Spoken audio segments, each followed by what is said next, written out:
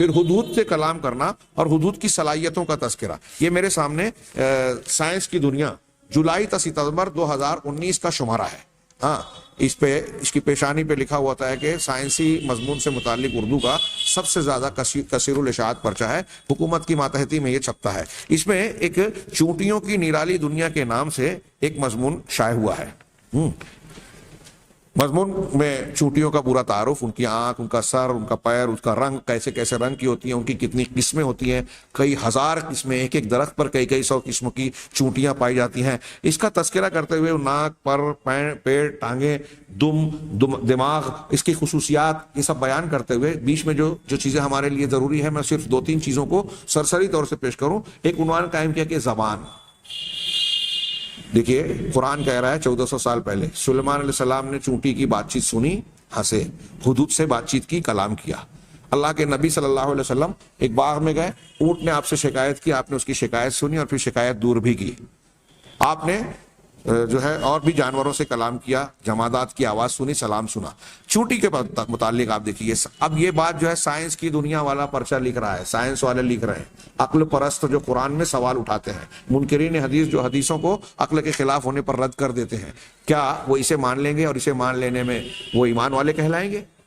چونٹی کی زبان کے بارے میں کہا کہ چونٹی کی اپنی زبان، جس کو انگریزی میں انہوں نے لکھا وے آف کمیونیکیشن، ہاں کمیونیکیشن کا راستہ ہوتی ہے. زبان کا یہ آرگینزم یا نظام، زبان کا یہ نظام نہایت عمدہ ہوتا ہے. صاحب مضمون لکھ رہا ہے کہ نہایت عمدہ ہوتا ہے. منہ سے منہ ملا کر اشارہ دیتی ہیں، یعنی چونٹیاں آپس میں اشارہ دیتی ہیں. راستے کا پتہ، خوراک فراہمی کی سمت. دیکھیے چونٹیاں بتا رہی ہے، سائنس والے کہہ رہے ہیں راستے کا پتہ، خوراک کی فراہمی، فراہمی کی سمت، دشمن کی موجودگی، سب کی خبر اس طرح دی جاتی ہے. اس میں تنفس کے عمل کا بحث کی، وزن بحث کی، ان کی کیا کیا خوراک ہوتی ہے اس پر بحث کی. اس میں کچھ چیزیں بڑی معلوماتی ہیں. یہاں عمر کا بھی ذکر کیا کہ کیڑے مکوڑوں میں ان کی عمر طویل ہوتی ہے، اس کی عمر 1 سے 10 برس تک ہوتی ہے.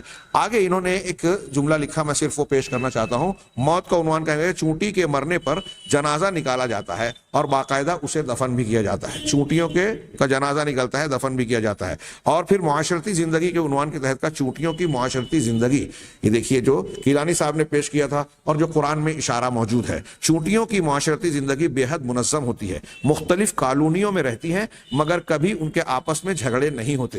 دوسری قوم کی قبیلے کی چونٹیوں سے کبھی ہوتا ہے تو اس کا تذکرہ بھی مضمون میں دوسرے مقام پر ہے. چونٹیوں کے الگ الگ گروہوں کی خوشبوئیں مختلف ہوتی ہیں. ایک کی خوشبو والی چونٹیاں ایک کالونی میں رہتی ہیں. رانی چونٹی ہر کالونی میں ایک اور بعض اوقات ایک سے زائد ہوتی ہیں. وہ مطلق العنان حکمراں ہوتی ہے. رانی کا کام نسل کو آگے بڑھانا ہوتا ہے. وہ انڈے نہیں دیتی بلکہ اس کے جسم سے ایک مادہ نکلتا ہے جو سوکھ کر انڈوں کی شکل اختیار کر لیتا ہے. رانی اس مادے کو پھینک دیتی ہے. جب اس میں سے بچے نکل آتے ہیں تب ملازم چونٹیاں، دیکھیے ان کا ایک کام کرنے والی چونٹیاں، ملازم چونٹیاں ان کی پرورش کرتی ہیں. دشمن حملہ کرے تو حفاظت کرتی ہیں. رانی چونٹی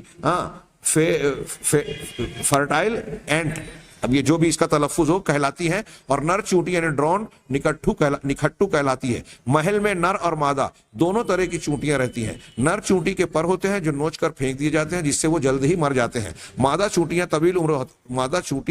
طویل عمر ہوتی ہے. رانی چونٹی کی رعایا میں کسان چونٹیاں، مزدور چونٹیاں، دیکھیے ان کے نظام، کسان چونٹیاں، مزدور چونٹیاں، درزی چونٹیاں، انجینئر چونٹیاں، چھتا بنانے والی، پھپھوند اگانے والی چونٹیاں ہوتی ہیں. چونٹیوں کی اقسام کا، ان کی قسموں کا اور ان کی تعداد وغیرہ کا ذکر کیا، جس میں بتایا کہ ان قسموں میں سے کہہ رہے ہیں کہ اب تک ان کی 22,000 سے زیادہ قسموں کا پتہ لگایا جا چکا ہے.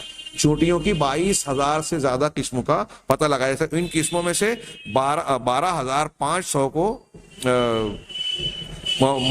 مزید تک منقسم کیا جا سکتا ہے. اکثر ایک ہی پیڑ پر 43 سے زیادہ اقسام کی چونٹیاں نظر آتی ہیں. یہاں اور بھی کچھ باتیں کی گئی ہیں. ایک بیچ کا اقتباس پیش کر کے میں درس کو ختم کروں کہ بل میں باقاعدہ اسٹور روم ہوتے ہیں. چونٹیوں کے بل کہاں کہاں ہوتے ہیں؟ یہ کھیت کھلیان، باغ بغیچوں، سنسان ویران مقامات، گھر وغیرہ میں بل بناتی ہیں. بل میں باقاعدہ اسٹور روم ہوتے ہیں جن میں وہ کسانوں کی طرح اناج کا ذخیرہ کرتی ہیں. اکثر بارش کے پانی سے اناج نم ہو جاتا ہے. نم ہونے پر پر وہ اناج کو دھوپ میں سکھاتی ہیں. غور کیجئے. ہاں، چونٹیوں کے زمین دوز گھروں میں اناج کا اتنا بڑا ذخیرہ ہوتا ہے کہ قحط کے دنوں میں ان کے گھروں کو کھود کر اناج حاصل کیا جا سکتا ہے. اتنا بڑا ذخیرہ اناج حاصل کیا جا سکتا ہے قحط کے دنوں میں. ایک چونٹی جیسے ہی اناج دیکھتی ہے فوراً دوسری چونٹی کو خبر دیتی ہے، پھر سب مل کر اناج کو اپنے بلوں میں لے جاتی ہیں. ہاں، اور پھر کس طریقے سے تقسیم کرتی ہیں اس کا طور طریقہ. پھر آگے کے مضمون میں الگ الگ، جیسے انجینئر چونٹیاں، مویشی پالنے والی چونٹیاں، پھپھوند اگانے والی چونٹیاں، اور چھتا بنانے والی چونٹیاں، مزدور چونٹیاں، درزی چونٹیاں، ان سب کا تعارف فوجی چونٹیاں کیا گیا ہے. جاسوس چونٹیاں بھی ہوتی ہیں، سلور چونٹیوں کا بھی تذکرہ کیا ہے. چونٹیوں میں ایک جملہ جو اس میں بیچ میں انہوں نے ہائی لائٹ بھی کیا کہ چونٹیوں میں ڈسپلن کی پابندی، محنت کی قدر، طاقت کے اس کا صحیح استعمال، اتفاق کی اہمیت، مضبوط ارادوں جیسی خصوصیات پائی جاتی ہیں جو انسان کے لیے بھی نعمت ہے. قرآن نے اس کی طرف اشارہ کیا. جیسے چونٹیوں کے بارے میں کہا ویسے ہی شہد کی مکھیوں کے بارے میں کہا. انشاءاللہ اس کا تذکرہ آگے دروس میں ہم سرسری طور سے کریں گے. شہد کی مکھیوں کا نظام، ان کا زبردست طریقہ شہد بنانے کا اور چھتا بنانے کا طریقہ، اور پھر ان کے درمیان نظام کے ساتھ ایک انتہائی قیمتی مشروب کو اللہ تعالیٰ کے حکم سے جو ہے فراہم کرنا، جسے شہد کہا جاتا ہے، جس میں اللہ نے شفا رکھی ہے. یہ ساری چیزیں آپ اس تناظر میں دیکھیے کہ اللہ تعالیٰ کہہ رہا ہے کہ جتنے بھی پرندے چرندے جانور ہیں اس میں یہ تمہاری طرح امثال ہیں. اور پھر قرآن نے کہا کہ تمہارے لیے انعام میں، چوپایوں میں عبرت اور نصیحت کا سامان ہے. ابھی انشاءاللہ یہ عبرت اور نصیحت کے سامان، اس سے متعلقہ کچھ چیزوں کو ہم آئندہ دروس میں بھی جانیں گے. اللہ تعالیٰ ہمیں خیر کی توفیق دے. وآخر دعوانا ان الحمد للہ رب العالمین.